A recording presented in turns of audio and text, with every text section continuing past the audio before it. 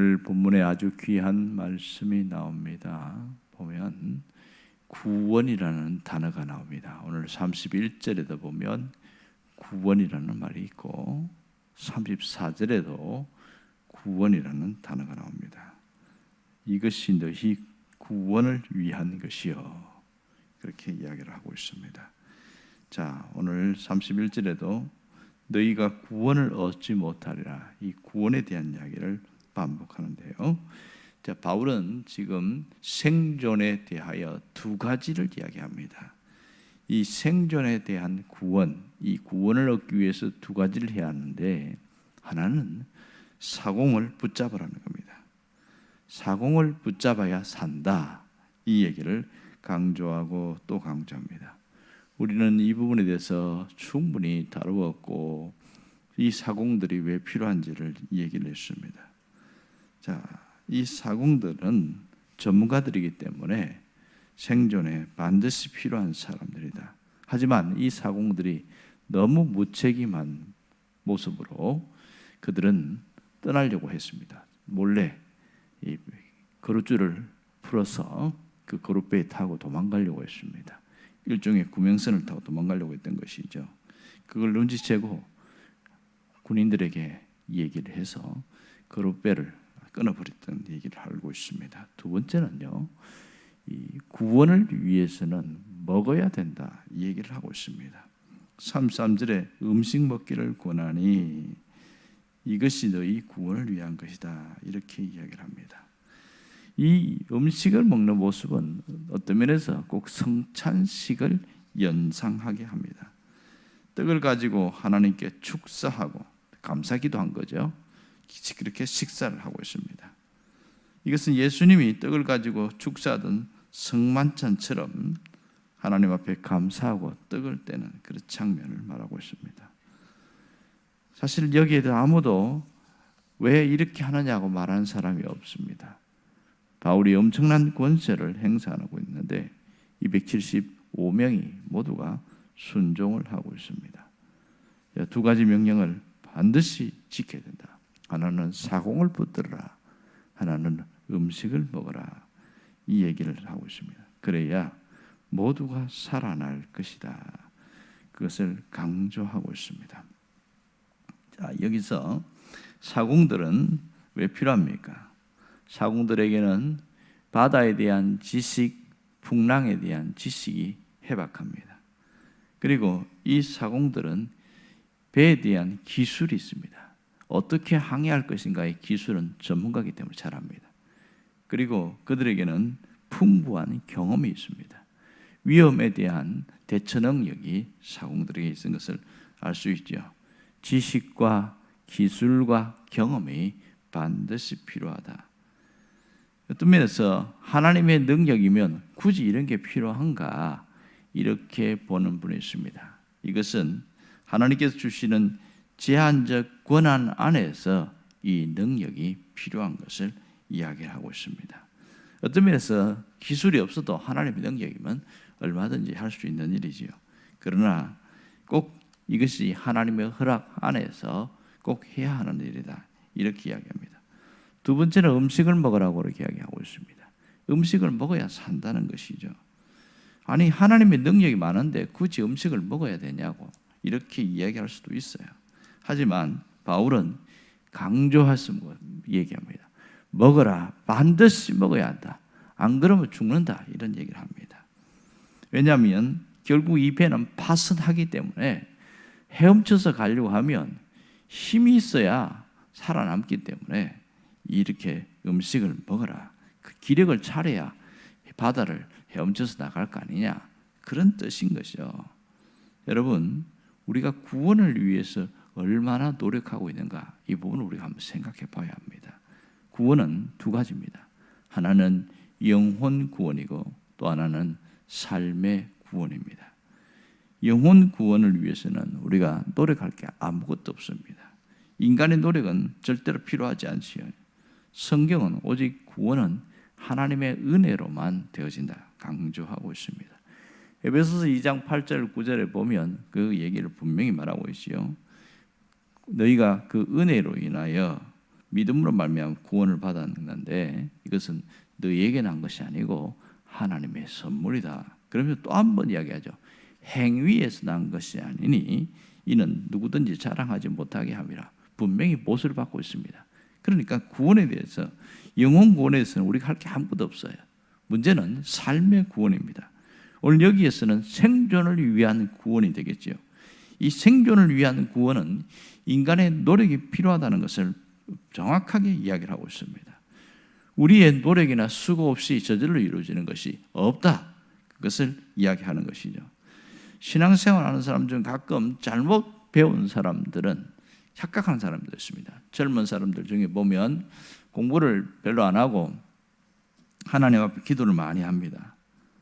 문제는 뭐 기도할 때도 집중력도 주시고 하나님께서 기억력도 주시고 하나님 암기력도 주시고 어쩌고저쩌고 기도해요.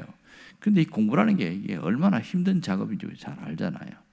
그래서 하나님 꿈속에서라도 뭐 시험지가 보이게 해주시고 답안지가 또 뭐 떠오르게 해주시고 뭐 어쩌기 이런 기도를 하는 사람이 있습니다. 그런데 그 기도는 영락없이 응답이 되지 않습니다. 왜냐하면 이것은 도박꾼의 마음이기 때문에 하나님이 허락하지 않습니다. 왜냐하면 삶에서 이러한 부분은 절대로 허락하지 않습니다. 올바른 모습이 아니거든요. 이스라엘 백성들이 출애굽하는 과정을 받았어도, 그리고 또 가나안 땅에 가는 것도 어떤 면에서 우리식으로 얘기하면 하나님이 헬리콥터에다가 실어가지고 옮길 수도 있는 장면이잖아요. 하나님은 절대로 그렇게 하지 않습니다. 그 광야 40년을 통과하게 만듭니다. 왜 그렇게 하느냐? 그들에게 필요하기 때문에 그렇습니다. 그 40년 시간 동안에 노예의 근성을 싹 뽑아내려면 그 찌들어 있던 그것을 뽑아내기 위해서 필요한 것이고요. 이렇게 수고해야 그 가나안 땅에 대한 감격과 기쁨, 그리고 그들이 느끼는 그 놀라운 은혜를 깊이 생각하게 됩니다. 그들은 마음은 이미 몸은 이 광야에 와 있지만 마음은 아직도 유대인 전부가 거의 다 애굽에 가서 의식이 애굽에 있다는 것을 거듭 강조하고 있거든요.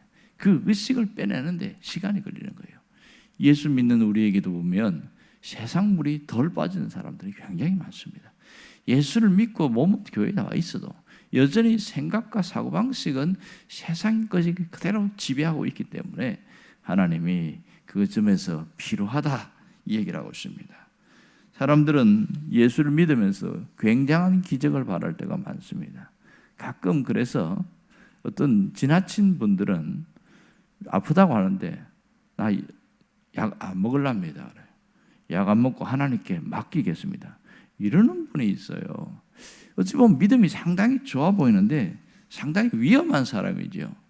하나님이 약도 하나님이 만드신 것이고 수술밖에 하는 것도 하나님이 하시는 건데 그걸 극도로 피하는 사람들, 결국 어떤 분은 죽었어요.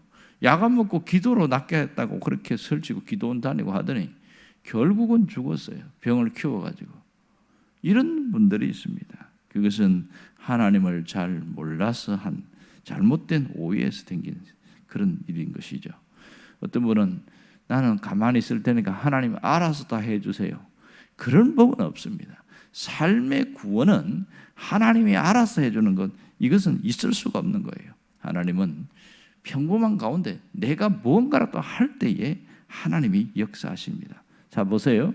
예수님이 12살 된 딸, 그러니까 회당장의 딸을 고쳤을 때의 그 장면을 가만히 보십시오. 자, 이 회당장의 딸이 죽었잖아요. 그때에 달리다 그럽니다. 소녀야 일어나라. 이것은 주님만이 할 수 있는 능력이죠. 그래서 아이가 일어났어요. 그때 제일 먼저 시킨 게 뭐냐면 먹을 것을 갖다 주라고 그럽니다. 먹을 것. 하나님의 능력이면 굳이 먹을 게 뭐가 필요하겠어요. 그냥 살아가면 되지. 그런데요, 하나님이 하실 일이 있고 인간이 해야 할 일이 있다는 거예요. 먹을 걸 먹어야 산다는 거예요. 그때 안 먹으면 어떻게 될까요?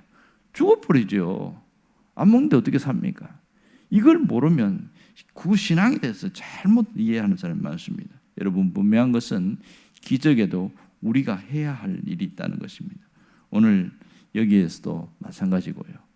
또 성경에 보면 죽은 나사로 가만히 보세요. 나사로를 살리는 장면에서도 제일 먼저 한 게 뭔지 아세요? 돌을 옮겨 놓아라, 이렇게 이야기합니다. 그 큰 돌을 옮겨 놓는데 장정 혼자서 돌을 못 옮깁니다. 적어도 4명이 붙어야 됩니다. 이쪽에서 밀고 또 끌고 이렇게 해야 큰 돌이 굴러가서 무덤이 열리는데, 아니 하나님의 능력이면 그거 돌 옮기는 게 그게 뭐가 어렵습니까? 갑자기 나사로 보고 나사로야 일어나라 하고 나올 때 갑자기 막 돌이 파박 깨지고 이러면 뭐 얼마나 이게 좋습니까? 아주 누가 봐도 이야 대단하다 이렇게 되는데, 돌을 옮겨 놓으라고 그렇게 이야기해요. 그래서 나사로에 나오라 하니까 천에 칭칭 감긴 나사로가 걸어 나오잖아요. 꼭 강시가 걸어 나오듯이 말이에요. 그런데 희한한 것은 천을 풀어주어라 이럽니다. 그 붕대처럼 감아 나오는 그 천을 풀어주라는 거예요. 나사로가 힘 한번 쓰면 툭툭툭 다 끊어지면 얼마나 좋습니까? 이야, 하나님의 능력이 대단하다. 그런데 저렇게 하지 않았습니다. 우리가 해야 할 일이 반드시 있기 때문에 그렇습니다. 이것이 하나님이 행하시는 기적이라는 것을 잊지 않아야 됩니다. 하나님의 능력 앞에 반드시 해야 할 일이다. 삶의 구원은 이렇게 이루어집니다. 주님께서는 우리의 수고를 통하여 역사하신다는 것을 잊지 않아야 됩니다. 건강을 주실 때도 우리의 절제와 우리의 노력을 통해서도 건강하게 만들어 가십니다. 어떤 분은 절제도 하지 않고 먹고 싶은 건 마음대로 먹고 막 자기 마음대로 몸을 굴리면서 내가 기도했으니까 하나님 나 건강 주실 거야. 건강 주실 줄 믿습니다. 이러는 겁니다. 그런데 건강 주시는 게 아니고 병이 들어버리는 거예요. 아니 하나님 기도했는데 왜 병이 듭니까? 그것은 하나님을 몰라서 그런 겁니다. 하나님 우리에게 건강을 주실 때 하나님이 하실 일이 있고 우리가 해야 할 일이 있는데 그걸 안 하고 하나님 앞에 무조건 기도했다고, 그건 큰 잘못인 것이죠. 여러분, 우리가 해야 할 일이 있습니다. 그것이 뭔지 아세요? 상식이에요. 우리가 신앙 안에서 상식을 무시하면 그것은 이상한 신앙이 되어버립니다. 하나님은 결코 상식을 뛰어넘어서 일을 하지 않습니다. 때로는 기적을 행할 때 상식을 넘어서서 할 때도 있지만, 보편적인 것은 하나님이 모든 상식, 우리 갖고 있는 지식, 우리의 노력, 그 속에서 하나님이 일하시는 것을 볼 수 있습니다. 어떤 목사님이 이런 간증을 한 걸 내가 봤어요. 이분은 상당히 다 재능을 갖추는데 이 평소 알러지가 있어요. 환절기만 되면 막 기침이 심합니다. 여기서 강단에서 설교하다가 10번, 20번도 기침을 다 하는 거예요. 그래서 듣는 사람도 참 힘들고 자기도 너무 이게 괴로운 거예요. 환절기만 되면 기침을 하니 설교를 안 할 수도 없고, 그렇다고 이 기침이라는 게 참는다고 삼아집니까? 이래도 안 되고 저래도 안 되고, 아이고 이것은 주님이 나에게 주신 십자가구나 이렇게 생각하고 평생 짊어지고 가야지, 약을 먹어도 안 되고 안 되는 거예요. 이 환절기에 알러지는 말이에요. 그런데 어떤 분이 시골에서 목회하는 분이 그걸 보고 책을 갖고 왔어요. 목사님, 제가 평소 목사님을 존경해서 이렇게 멀리서 왔습니다. 제가 갑상선이 안 좋아가지고 그래서 어려움을 당하고 했는데, 그러다가 또 그만 갑상선에 병이 왔는데 암이랍니다. 그러다가 자기가 책을 봤는데 건강에 대해서 냉탕과 온탕이라는 책이에요. 일본 사람이 쓴 책인데 그 책을 읽고 그대로 시키는 대로 했습니다. 아침에 가면 우리 바로 사택 옆에 공중 목욕탕이 있는데 냉탕에서 얼마간 있다가 온탕에 얼마간 있다가 이렇게 왔다 갔다 그렇게 했더니 자기 갑상선에 암도 나왔다는 거예요. 그러면서 목사님이 이 알러지 때문에 고생을 많이 하는데 제가 이것을 혼자만 갖고 있기는 그래서 알려드립니다 하고 책을 던져놓고 알아서 하세요 하고 갔어요. 그래서 이 목사님이 찬찬히 읽어봤더니 이게 자기 십자가로만 생각했는데, 야 이러면 되겠네. 그러고 나서 10년 동안 그것을 그대로 지킨 거예요. 그러니까 공중 목욕탕에 가서 냉탕과 온탕을 왔다 갔다 하면서 그렇게 책에 쓰인 대로 했더니 싹 나와버린 거예요. 병이 완전히 나았습니다. 이게 기적이다 이런 거예요. 여러분, 기적에도 우리가 해야 할 일이 있다는 것을 분명히 알아야 됩니다. 여러분, 이걸 모르면 어떤 분은 무조건 기도만 하고 아무것도 안 해요. 그것은 심각한 위험한 신앙입니다.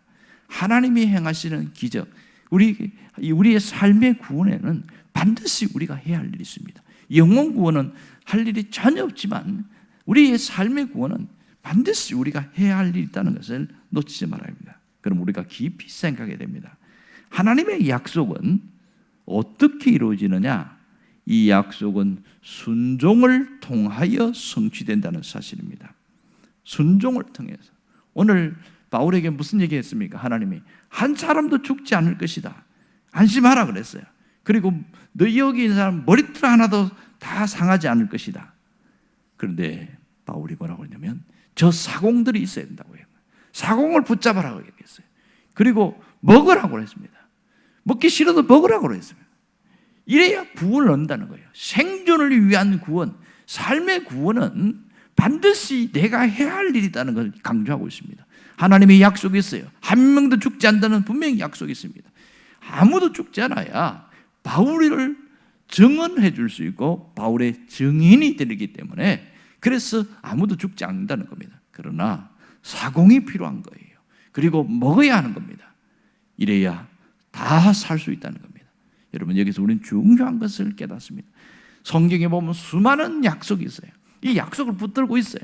그러면 그 약속을 붙들었으면 뭘 해야 되냐? 우리의 순종이 필요하다는 겁니다. 그 순종을 통해서 주님이 지금도 기적을 행한다는 사실을 놓치지 않아야 됩니다. 여러분, 예수님이 그 유대 땅에 다니면서 병자를 많이 고쳤잖아요. 병자를 많이 고쳤는데 가만히 보면 어떤 분이 무슨 얘기하냐면 그 당시에 보면 그 나병 환자가 왜 이렇게 많았는지 참 많았어요. 그런데 그 병자를 고칠 때에 나 환자도 마찬가지고 자기 집에 있는 사람을 고친 사람이 아무도 없다는 거예요. 다 예수님께 나왔을 때에 고침을 받았다. 이 얘기를 하는 겁니다. 성경을 다시 보니까 맞는 거예요. 그 유대 지역에도 어마어마한 병자들이 있었는데 자기가 손수 직접 나와서 그렇게 온 사람만이 나왔습니다. 심지어 본인이 못 나오면 들것에 실려갖고도 나올 때 고침받았잖아요. 마가복음 2장에 보면 지붕을 뜯어가지고 그렇게 침상을 새로 내리잖아요. 그랬을 때 그 사람이 나은 거지. 아니 그렇게 허리를 못 쓰는 사람이 한둘이겠어요? 예수님께 나온 사람만 고침을 받았다. 이것을 잊지 말아라. 이게 깊이 생각되는 거예요. 여러분, 하나님의 기적은 지금도 나타납니다. 그러나 하나님의 그 엄청난 약속은 우리의 순종을 통하여 이루어진다는 사실을 놓치지 말아야 됩니다. 기적은 지금도 나타납니다. 우리의 순종을 통해서 하나님이 놀랍게 역사하십니다. 약속과 순종은 동전의 양면과 같습니다. 오늘 우리가 하나님의 약속을 붙들고 기도했다면 그리고 내가 해야 될 것이 무엇입니까? 라고 반드시 물어봐야 됩니다. 그러면 내 마음에 떠오르는 게 있어요. 내가 이걸 해야 되겠구나. 또 이런 걸 하라는 마음의 부담이 느껴져요. 그걸 해야만이 하나님의 기적이 나타납니다. 오늘도 말씀을 붙들고 여러분에게 하나님의 역사를 경험하는 하루가 될 수 있기를 간절히 바랍니다. 기도하겠습니다.